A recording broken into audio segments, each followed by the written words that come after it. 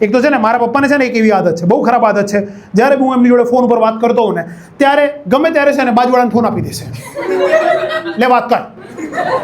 મને વાત કરવામાં કોઈ પ્રોબ્લેમ નહીં, પણ મને કોન્ટેક્સ્ટ આપો કે કોની જોડે વાત કરવાની છે. પરમ દિવસે વાત કરતો તો મને કે લે મુકેશ કાકા જોડે વાત કર. કયા મુકેશ કાકા? અંબાણીવાળા મુકેશ કાકા કે તમાકુવાળા મુકેશ કાકા કે શક્તિમાનવાળા મુકેશ કાકા? શક્તિમાનવાળા જોડે તો હું વાત કરવા નથી માંગતો. આપી દેવાનું. અને પેલો પાછો કાકો પાછો લે કે હમ લેતા ઓળખાણ પડી. અલા ડોહા તું તો ઇન્ટ્રોડ્યુસ કર યાર.